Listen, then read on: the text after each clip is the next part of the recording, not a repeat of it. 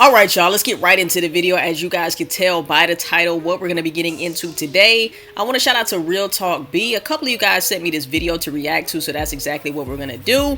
And let's get a little update on what's going on here. Make sure you like, comment, subscribe, all of that. Tell a friend and tell a friend and tell they ain't your mama, tell they Uncle Joe. We still a hoe. Let's get right into the video, man. Let's get it. Tonight, the family of Shanquella Robinson is still slowly getting answers after her mysterious death in Mexico. The Mexican Attorney General has issued an arrest warrant for an unidentified friend who was on that trip. Today, Channel 9's Joe Bruno traveled across North Carolina to try to track down 4 of the friends who were on that trip. He's live tonight with what happened out there. Joe? Why is he looking like that? To try to track down 4 of the friends who were on that trip. He's live tonight with what happened out there. Joe? Federal and international investigations are still ongoing into the death of Shanquella Robinson. Yeah. And I'm still trying to get a hold of the people that were on that trip with her. Okay. One of the hundreds of He looks disappointed, like, yeah, bitch, I'm finna get him. Hold of the people that were on that trip with her. One of the hundreds of cases on the docket in the Gaston County Court Thursday morning belonged to one of the people who went on the trip with Shanquella Robinson. He pleaded guilty to a minor speeding charge, only having to pay $15 plus court fees. Our hope was to talk to him after the case, but he wasn't here. An attorney appeared on his behalf and told me he isn't representing him in the Shanquella Robinson case. Tough. Since nearly everyone on the trip with Robinson has changed or disconnected their number, we hit the road trying to get in touch with them in person. No one was present at the first home in Jamestown. Good luck. But as I rang the doorbell, I noticed a business card taped to the door. The Forsyth County Sheriff's Office declined to comment, citing an ongoing investigation. We had no luck in Winston-Salem at a home associated with another person on the trip. And after a 45-minute ride to another home in Greensboro, I was told the person who was on the trip no longer lives there. Because no suspects or people of interest have been identified in this case, we are not naming any of the people that were on the trip with Shanquella Robinson. And as we have been reporting, the state attorney general did issue an arrest warrant for one of the people on the trip. At this time, we have not been able to confirm any arrest has been made, and the state attorney general's office is not identifying that person at this time. Reporting live in North Charlotte, Joe Bruno, Channel 9 Eyewitness News. Well, and love you. And I know spoke will fucking. And what about the people standing by and watching? Take a listen to our Cut 11. This is our friend Matt Rivers at GMA. We got our first dead buddy. That shit. Video surface. That shit is so wild, y'all. That's what makes me think, like, was this shit a setup? Why would you say we got our first dead body? Who are you offering this body to? Who sent you to get this body? Who sent you on this mission? And if you got your first dead body, how many other bodies were you about to get? How many other bodies did you plan on getting? What was the whole agenda behind this, guys? That's why I say it sounds like a setup to me. Because why would you say we got our first dead body, y'all? And who was next? Who was going to be the second body? The third, maybe the fifth, sixth? Let me know in the comment section down below. That shit is weird, y'all. Showing Shanquella resting in a hammock at some point before the trip turned. That shit was spooky as fuck. Deadly. Buddy. I heard some stuff, a dead body. And, that just make me wonder, that was their plan all the time.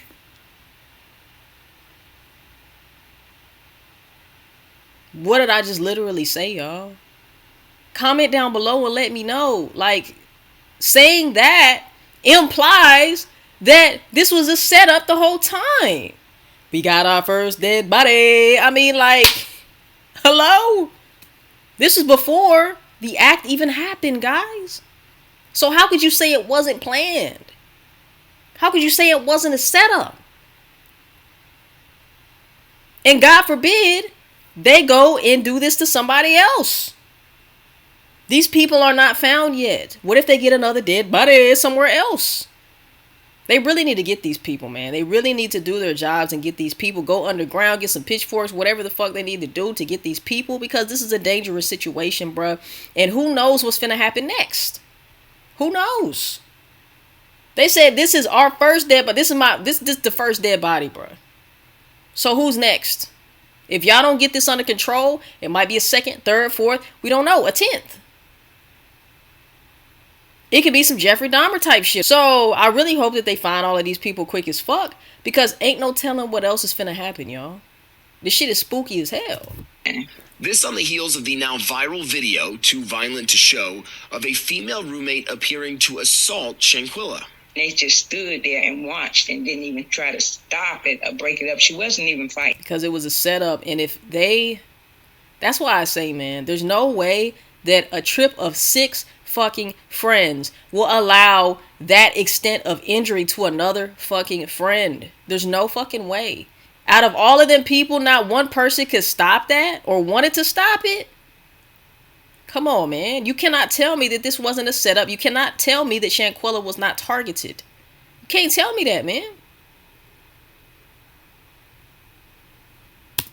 And they attacked her. And what about these so-called friends, since they've all come home from Mexico? Take a listen to Our Cut 17, Anne-Marie Green, Dana Jacobson, CBS. Shanquella was sweet, very kind. She had a heart of gold. She loved everybody. She didn't mistreat nobody. Never, no one could possibly ever say anything bad about her because she was a good person. And you know what? On top of that, she was probably a very easy target because she seemed to be sweet. She seemed to be naive. And she seemed to not be a fighter or cause any problems. Because in the video I heard that she said that she wasn't going to fight back. So, easy target. She close friends with the people that she I went. think they all knew that.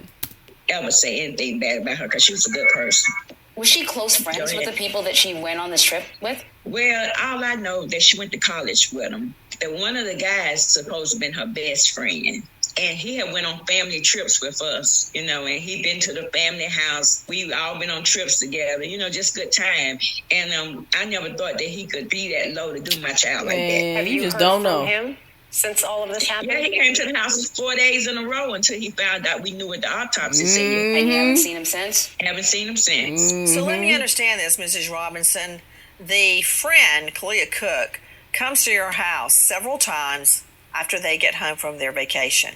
But as soon as the true cause of death comes out, this dislocation, the Atlas... He looked like he up to something. He looked like he can't be trusted. Take that damn mask off. Luxation of the spinal cord. Then he suddenly quits showing up, and I bet you haven't heard from any of them ever since you learned the true cause of death, right? Yeah, it's true. Because you know they're all lying. Yes. And they know that you know. What I don't understand is why the case is not moving forward. Investigators in Mexico now say they believe that Robinson was killed. It's significant because her parents said that they were originally told that she died of alcohol poisoning. So if they know she was killed, she was murdered, what's the holdup, Gary Davidson? The holdup is extradition. Extradition is a process where individuals are summoned through official channels between governments to return to the place where they are alleged to have committed a crime.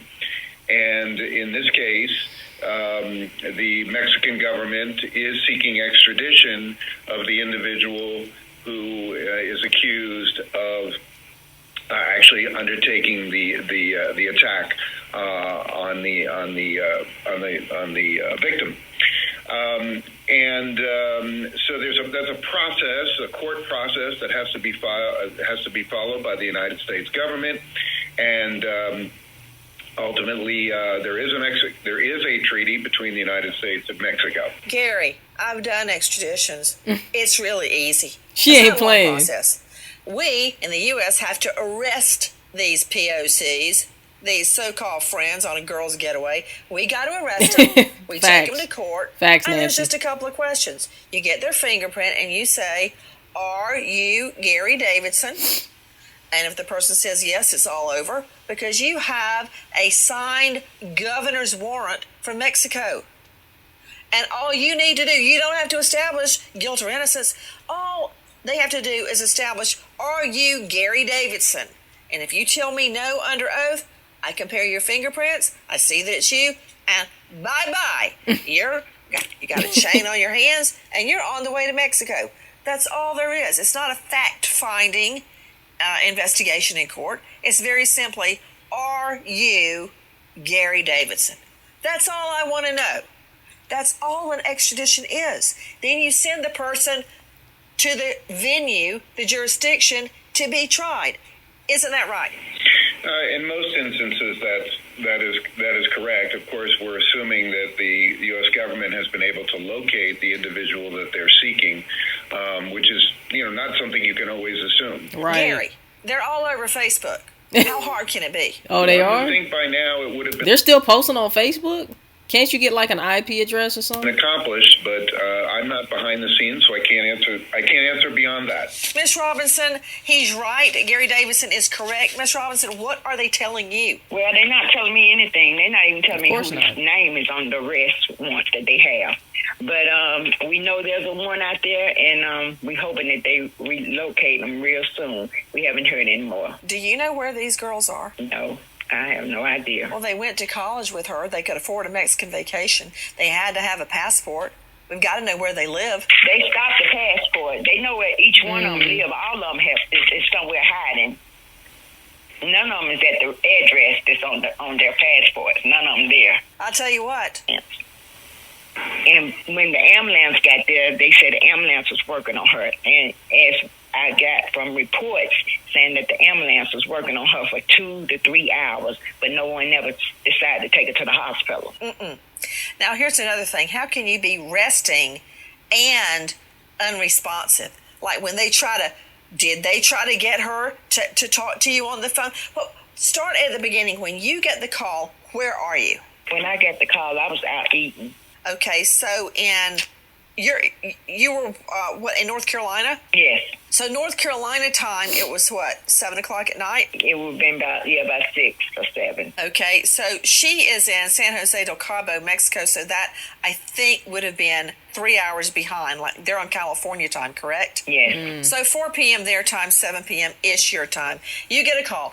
And who called you? Celia Cook. Who's that? That's supposed to have been her best friend. Did you say Celia Cook? No, Celia Cook. Oh, the man. Yes. And he was a friend of hers. He had gone on family vacations. You knew him, right? Yes. Okay, were they not to be trusted? Involved on family vacations? You knew him, right? Yes. Okay, were they romantically involved? No. Okay, just a friend. Look, it happens. A lot of people can't believe that can happen. I've had a best friend since law school, a best friend man. Study partners the whole way through. So it does happen. So Kalia Cook is her friend, and he calls you, correct? Yes. And he says what to you? That Shanquella wasn't feeling good. He thinks she had drunk too much. She had alcohol poison. And I say, what is alcohol poison? Because I didn't even know what alcohol poison was. Really? Okay, with me, someone that can answer that question very well, Dr. Kendall Crowns, Chief Medical Examiner, Fort Worth, lecturer at University of Texas and Texas A&M, faculty, University of Texas Medical Branch. Dr. Crowns, what is alcohol poisoning? Alcohol poisoning is when you get so much alcohol in your system that it actually is fatal to your body. Alcohol can be toxic to your heart and also your liver. So when you have a really, really high level of alcohol, it can cause basically poisoning of these organ systems. So it's usually seen in someone who has been binge drinking, and the standard alcohol level is legal limit is about 0.08 in most jurisdictions, and once you get into a 0.3, 0.4 area, most people will have so much alcohol on board that it will kill them. 0.4 is dead. And okay, that is a lot of alcohol. Yeah. Okay, so hold on. I'm trying to reconcile what you're saying with what Miss Robinson was told. Take a listen to our friend Victor Canato. On October 29th, one of the guests staying at the resort called for help around 2 p.m. Upon arriving, medical professionals were informed that Robinson had drunk a lot of alcohol. A doctor reportedly said she was stable but dehydrated, suggesting she may be treated at a hospital.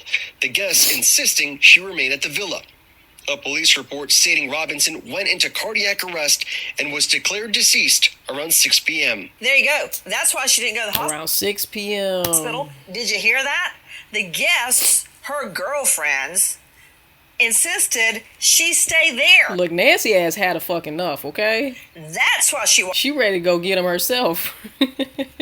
Her girlfriends insisted she stay there at the hotel. Yeah. That's why she wasn't taken to the hospital. Now, wait a minute. She went into cardiac arrest, according to what we just heard. But none of this is fitting together. Take a listen to our friends at ABC. But those reports differing from an autopsy obtained by ABC News stating that medical professionals arrived at the villa around 3 p.m. and declared her dead within 15 minutes, citing that Robinson died from a severe spinal cord injury and a dislocated neck. For this to happen to her is just terrible, you know. I just couldn't believe it. It's like I'm still asleep. I can't wait for a jury to hear about how they hid under the bed at Mommy's house while cops are trying to find them more evidence of guilt. Tip line 888-407-4747. Repeat, 888-407-4747. At this point, Gary Davidson, wouldn't you say it's on the U.S. Marshal in the jurisdiction of North Carolina to find them? Yes, indeed, and they have resources, obviously, to bring to bear with the FBI if, in fact, these individuals have fled from North Carolina. They will be caught. They don't sound like the type of people who have unlimited funds. They're not criminal masterminds either, Gary. Oh, he on your ass, boy. People who have, they will be caught.